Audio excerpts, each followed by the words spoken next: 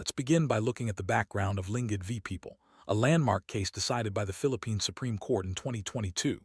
Girlie J. Lingad, a bank employee, found herself at the center of controversy after being accused of unauthorized withdrawals and the premature closure of client accounts.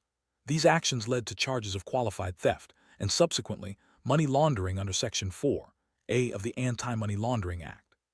The central question before the court was whether Lingad's conviction for money laundering could stand on its own, even if the prosecution for the underlying crime, qualified theft, was not completed. This set the stage for a significant legal discussion on the independence of money laundering charges from their predicate offenses. Moving to the heart of the decision, the Supreme Court clarified a crucial doctrine.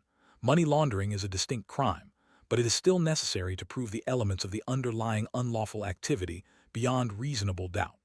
In other words, even if money laundering can be prosecuted independently, the prosecution must still establish that the proceeds involved came from a proven unlawful act.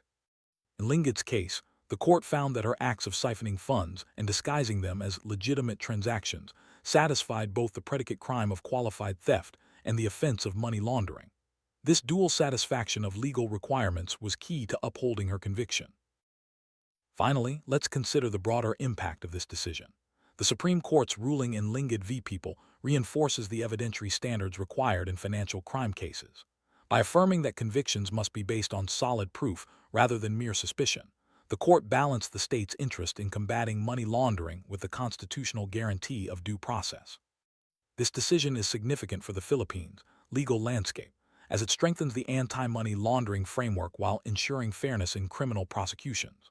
Ultimately, Lingad v. People serves as a reminder that justice in financial crimes hinges on both robust evidence and respect for individual rights.